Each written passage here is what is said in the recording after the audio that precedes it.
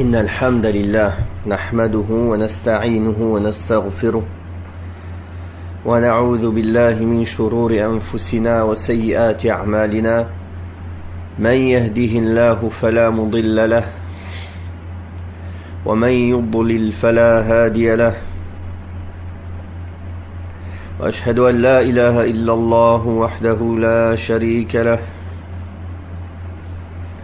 وأشهد أن محمدا عبده ورسوله يا أيها الذين آمنوا اتقوا الله حق تقاته ولا تموتن إلا وأنتم مسلمون يا أيها الناس اتقوا ربكم الذي خلقكم من نفس واحدة وخلق منها زوجها وبث منهما رجالا كثيرا ونساء واتقوا الله الذي تساءلون به والأرحام إن الله كان عليكم رقيبا يا أيها الذين آمنوا اتقوا الله وقولوا قولا سديدا يصلح لكم أعمالكم ويغفر لكم ذنوبكم ومن يطع الله ورسوله فقد فاز فوزا عظيما أما بعد فإن أصدق الحديث كتاب الله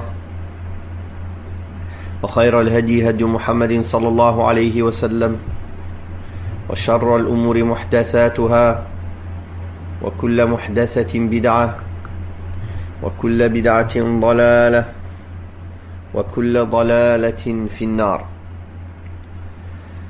Nous continuons par la grâce d'Allah subhanahu wa ta'ala la lecture et l'explication de Surat At-Taghabun.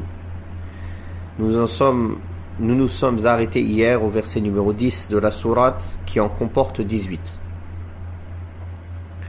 أعوذ بالله من الشيطان الرجيم ما أصاب من مصيبة إلا بإذن الله ومن يؤمن بالله يهد قلبه والله بكل شيء عليم وأطيعوا الله وأطيعوا الرسول فإن توليتم فإنما على رسولنا البلاغ المبين الله لا إله إلا هو وعلى الله فليتوكل المؤمنون يا أيها الذين آمنوا إن من أزواجكم وأولادكم عدوا لكم فاحذروهم وإن تعفوا وتصفحوا وتغفروا فإن الله غفور رحيم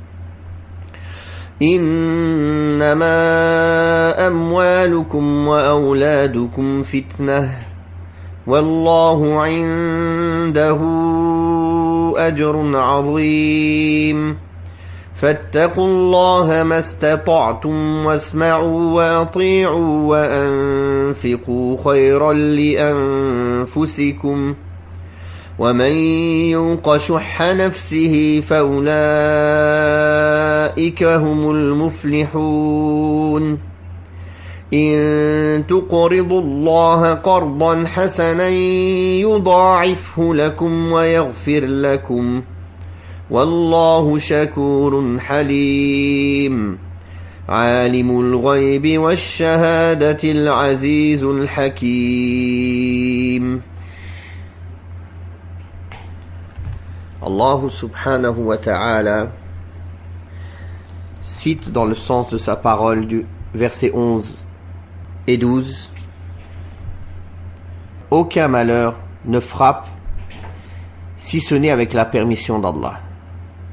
Celui qui croit en Allah, Allah guide son cœur. Allah est omniscient. Obéissez à Allah et obéissez aux messagers. Si vous vous en détournez, sachez qu'il n'incombe à notre messager que de transmettre clairement le message. Et dans le verset 13, Allah, il n'est de divinité digne d'adoration si ce n'est lui. C'est en Allah seul que les croyants doivent placer leur confiance. Allah subhanahu wa ta'ala nous rappelle que nul malheur ne peut atteindre l'homme sans la permission d'Allah. Ceci s'applique à toutes les formes de malheur, que ce soit les malheurs qui atteignent les personnes, les biens, les enfants, les amis ou autres. Ainsi, tout ce qui atteint les hommes dans cette vie vient du décret d'Allah et de sa prédestination. La science d'Allah a précédé cela, sa plume l'a transcrit, sa volonté l'a mis en application et sa sagesse l'a impliqué. Toute la question est de savoir si l'homme sera en mesure d'assumer et d'accepter sa situation.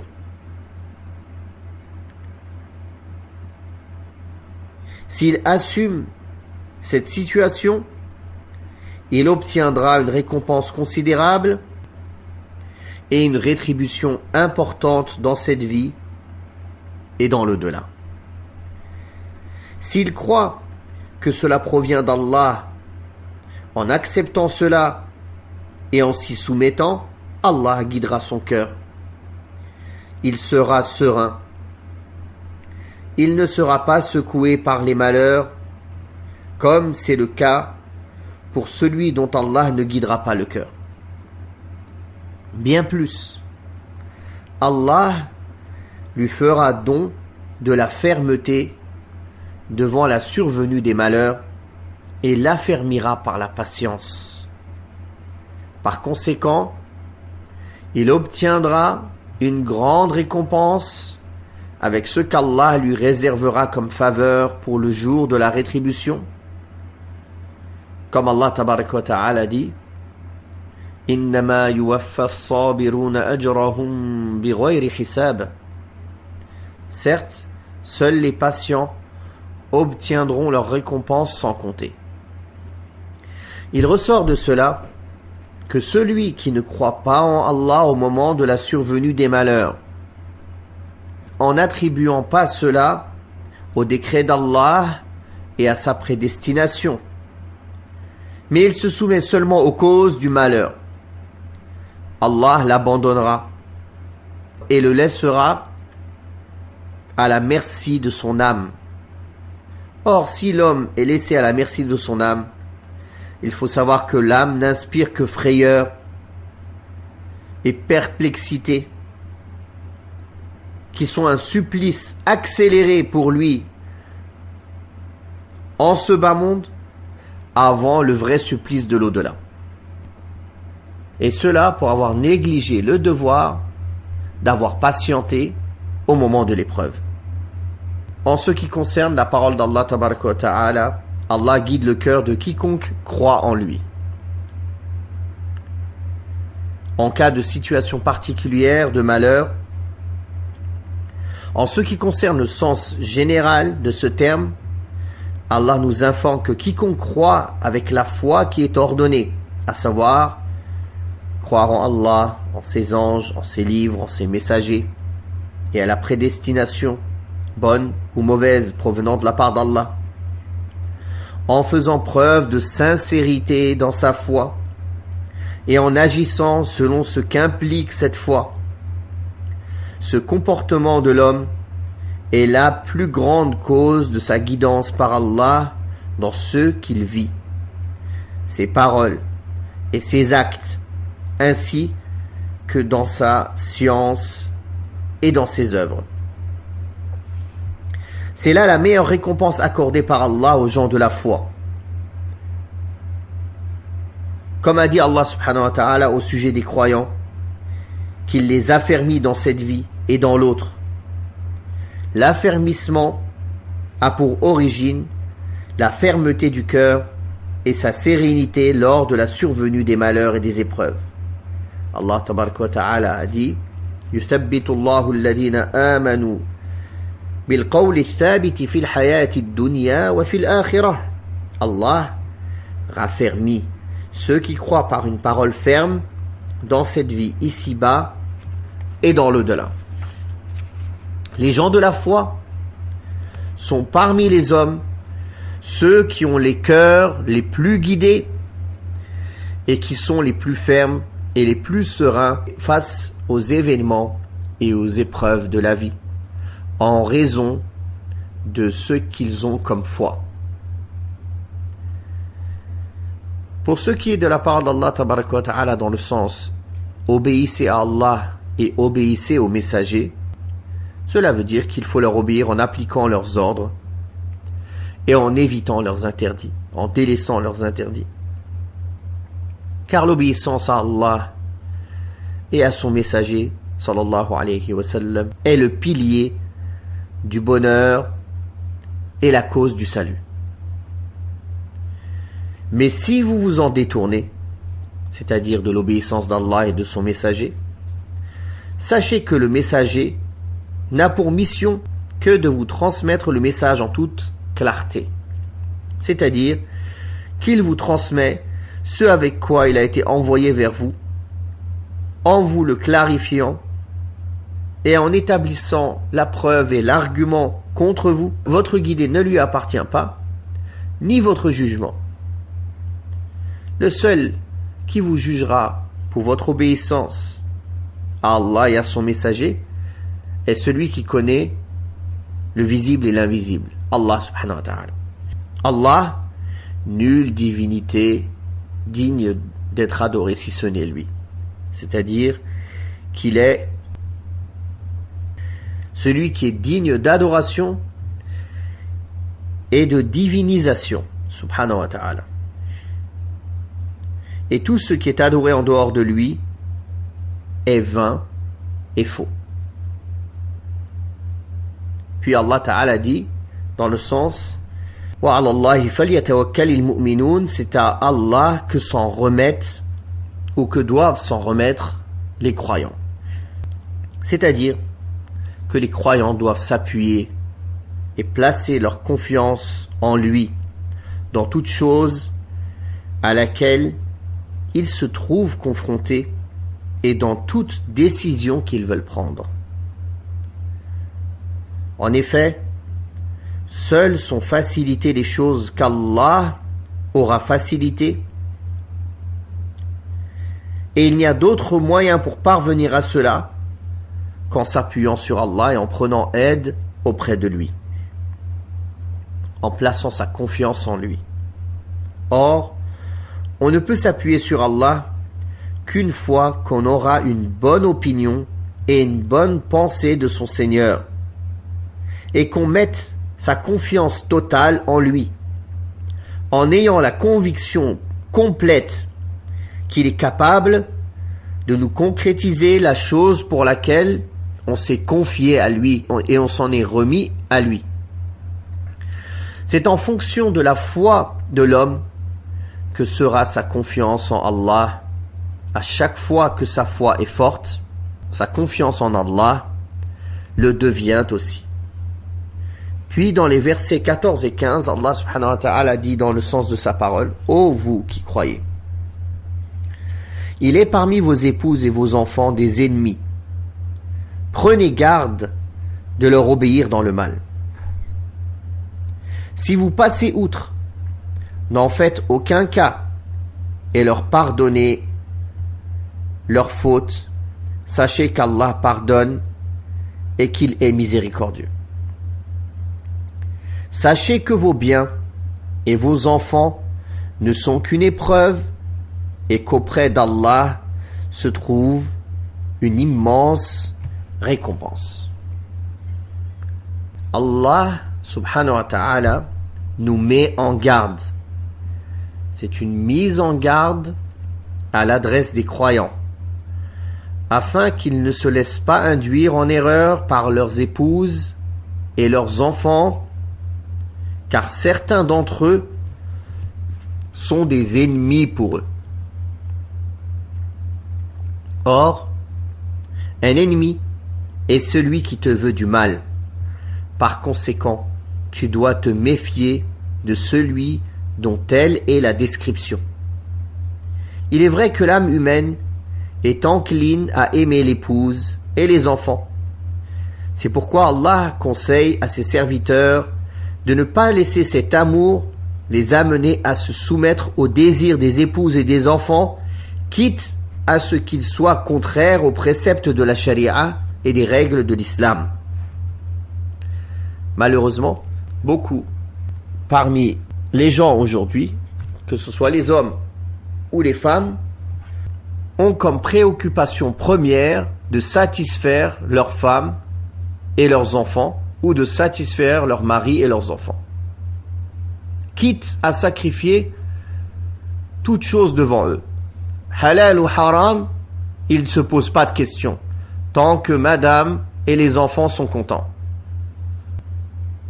Donc Allah Ta'ala nous met en garde contre le fait de les suivre en cela. Et il nous met en garde que ce type de femmes et d'enfants sont nos ennemis, car ils nous mènent vers notre perte en leur obéissant. Et il nous rappelle qu'ils sont une tentation, une épreuve, une fitna. En revanche, Allah Ta'ala incite les croyants à se soumettre à ses ordres et à donner la priorité à la recherche de sa satisfaction avec ce qu'il y a comme récompense considérable auprès de lui et comme aspiration sublime et but précieux, en préférant la vie future, éternelle, à cette vie éphémère et périssable. Dans la mesure où l'interdiction d'obéir aux épouses et aux enfants dans ce qui est préjudiciable à l'homme peut engendrer de la dureté envers eux et du comportement rigoureux, Allah subhanahu wa ta'ala ordonne d'être indulgent envers eux et de leur pardonner. Car il y a là comme avantage ce qui ne peut être dénombré. Il a dit à cet effet dans le sens: mais si vous faites preuve d'indulgence à leur égard, en les excusant et en leur pardonnant, sachez qu'Allah est infiniment absoluteur et miséricordieux. Il est vrai que la rétribution découle de l'œuvre. Ainsi, celui qui pardonne aux autres, Allah lui pardonnera. Celui qui fait preuve d'indulgence, Allah se montrera indulgent envers lui. Celui qui se comporte avec Allah selon ce qu'Allah aime et se comporte avec ses serviteurs selon ce qu'Allah aime et ce que ses serviteurs aiment, cette personne obtiendra l'amour d'Allah et elle obtiendra l'amour de ses serviteurs et sa situation sera bien stable. Puis Allah subhanahu wa ta'ala dit dans le sens des versets 16 au 18: craignez donc Allah autant que vous le pouvez. Écoutez et obéissez. Dépensez de ce qu'on vous a accordé dans l'obéissance à Allah. Cela sera meilleur pour vous ici-bas et dans l'au-delà. Ceux qui sont préservés de leur propre avarice sont les bienheureux. Si vous accordez à Allah un prêt gracieux, il vous le rendra multiplié maintes fois et vous pardonnera. Allah est reconnaissant et longanime. Il est celui qui connaît parfaitement ce qui révèle de l'invisible et ce qui est apparent, le Tout-Puissant, le Sage. Allah subhanahu wa ta'ala ordonne qu'il soit craint, c'est-à-dire que ses ordres soient appliqués et que ses interdits soient délaissés, en conditionnant cela par la capacité et la possibilité. Ce verset montre que l'obligation de l'homme concernant tout ce qu'il doit faire comme acte obligatoire est selon sa capacité. Ce que l'homme est incapable de faire, ne devient plus obligatoire pour lui. En outre, s'il arrive à faire une partie de ce qui lui est ordonné et n'arrive pas à en faire l'autre partie, il est tenu de faire ce qu'il peut et il sera exempté de faire ce dont il est incapable. Comme a dit le prophète sallallahu alayhi wa sallam, ce que je vous ai ordonné de faire, faites-en ce que vous pouvez. Par exemple, dans la prière, une personne qui n'est pas capable de se tenir debout pourra s'asseoir, mais il ne sera pas exempté de s'incliner et de se prosterner. Donc, il sera exempté des choses qu'il n'est pas capable de faire et il devra faire le maximum des obligations qu'il est capable de faire. Ce principe juridique englobe beaucoup de questions subsidiaires qui ne peuvent être dénombrées dans la jurisprudence islamique. Puis Allah tabaraka wa ta'ala dit dans le sens écoutez, c'est-à-dire écoutez ce avec quoi Allah vous exhorte et ceux qu'il vous légifère comme loi. Sachez cela et soumettez-vous à Allah subhanahu wa ta'ala. Obéissez à Allah et à son messager dans toutes vos affaires. Faites l'aumône en vous acquittant des dépenses légales obligatoires et des dépenses surérogatoires facultatives. Ce qui sera bénéfique pour vous en ce bas monde et dans l'autre. Car tout le bien réside dans l'application des ordres d'Allah et dans l'acceptation de ses conseils et ses préceptes, puis dans la soumission à sa loi, tandis que tout le mal réside dans le rejet de cela. Il reste qu'il y a une calamité qui empêche beaucoup de gens de faire des aumônes prescrites, à savoir l'avarice, qui est innée chez de nombreuses personnes. Ces gens-là font preuve d'avarice, aiment amasser des biens et ils détestent fortement les dépenses. Aussi, ce qu'Allah met à l'abri de l'avarice de leur propre personne en leur permettant de faire des dépenses utiles, ceux-là seront les bienheureux. Car ils auront obtenu ce qui est recherché et seront mis à l'abri de ce qui est abhorré. Bien plus, cela peut concerner tout ce qui a été ordonné à l'homme et tout ce qui lui a été interdit.